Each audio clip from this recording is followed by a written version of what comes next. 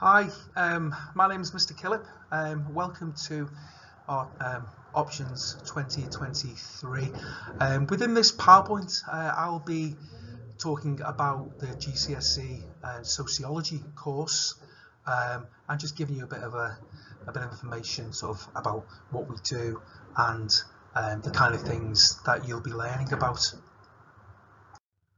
So, what we aim to do within the Sociology department, we aim to develop every learner's critical and reflective thinking through encouraging students to develop an awareness of the importance of social structure and social action in explaining social issues. GCSE Sociology at St Hilda's focuses on preparing learners to make informed decisions about further learning opportunities and career choices. This could sort of go into A-level choices that they might have here at St Hilda's and future career opportunities.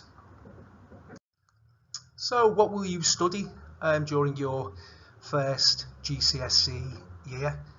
Well, component one is understanding social processes. The written examination for this is 1 hour 45 minutes, and this is 50% of the qualification. This component covers the topic areas, key concepts and processes of cultural transmission, families, education and sociological research methods. A written assessment with a mix of short answers, structured questions and extended response questions, and all of these are compulsory, the topics that we've just looked at. Component 2 is understanding social structures. Again, it's a written examination, 1 hour 45 minutes, 50% of the qualification. And this component covers the topic areas social differentiation and stratification, crime and deviance, and applied methods of sociological inquiry. Again, a written assessment with a mix of short answers, structured questions, and extended response questions.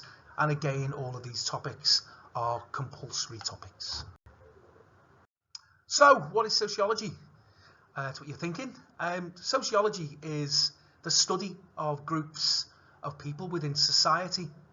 And what sociology tries to do, or what sociologists try to do, is they attempt to make sense of the world that we live in, the things that people do, and why they do them. Lots of different topics for discussion, lots of debates, and yeah, essentially it's just about trying to understand why things are like they are within our society.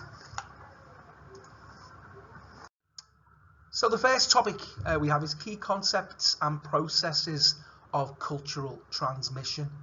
And within this topic, we just aim to understand how our culture is passed on, or how culture is passed on within different societies.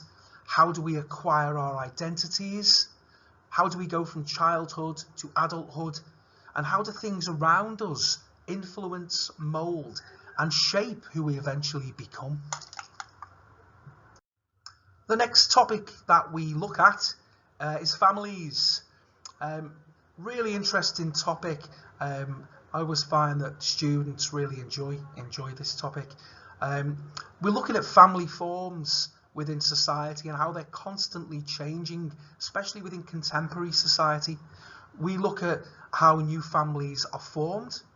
We look at the debates that exist as to the functions of the family. Some sociologists argue that the family is functional in terms of it just performs and provides functions that are required for the general all-round stability of society. Others see the family as an institution that maintains gender inequalities. Others argue the family is in decline. Really interesting topic. Sort of looks deeply into how sort of Marxist and functionalist perspectives clash, claiming that there's inequalities that exist and certain family functions are performed sort of with capitalism in mind. It's a really interesting topic. It's one that students always enjoy. So our next topic is education, and within the education topic we look at the education system and we look at some of the inequalities that exist. Do we all get the same chances? Do we all get the same level of education? Are some more privileged than others?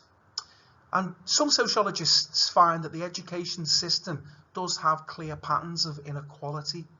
And these patterns of inequality relate to social class, ethnicity, gender, and deal with such topics as cultural deprivation and material deprivation. Again, this is a topic that students really enjoy, as they can sort of immerse themselves in it because they can see themselves in it, and really interesting topic. The final topic we look at in component 1 is sociological research methods, but I'll come to that at the end. I've sort of added that on to the research topic at the end of component 2. The first topic of component 2 is social differentiation and stratification.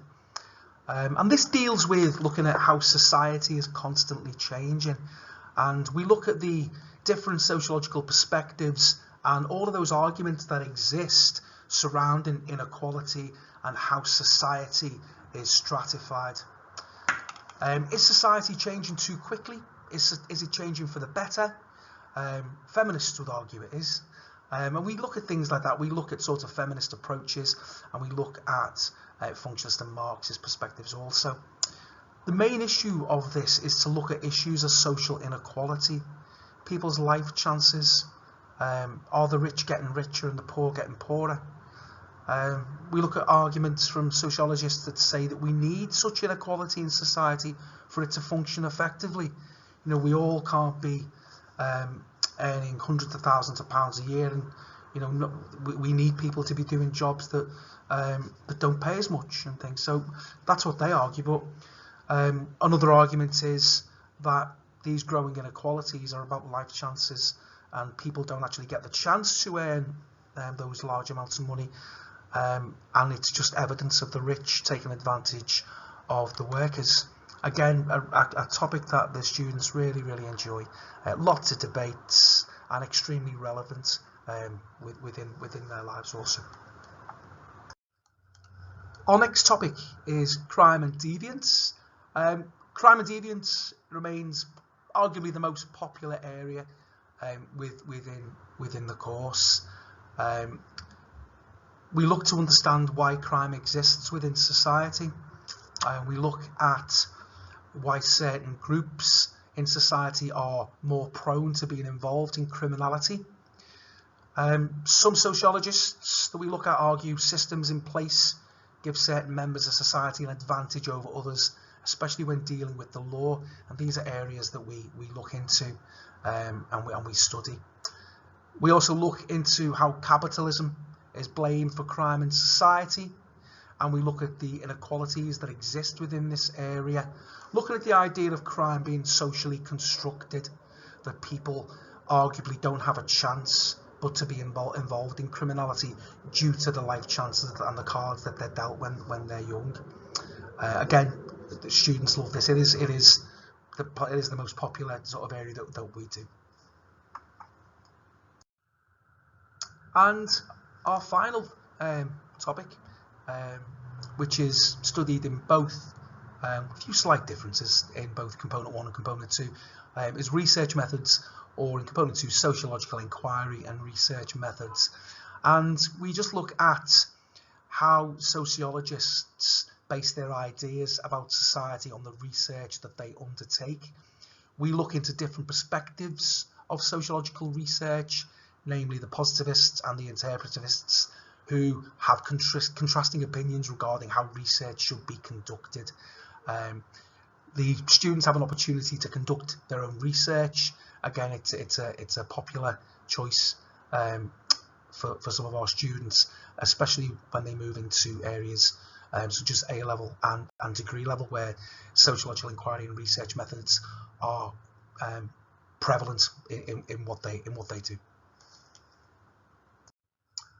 We have lots of students currently who are GCSE students, GCSE sociology students here at St Hilda's, and we have many A-level students as well.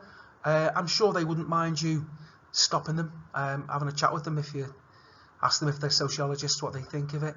A lot of our students do go on to university to study sociology and to look at careers within this field, social work, things moving into sort of social care and police work. So there's lots of different sort of jobs that students can sort of go into. Anything you really need to know, you can gain a lot of information from talking to students who are currently doing GCSEs and A-levels here at St Hilda's.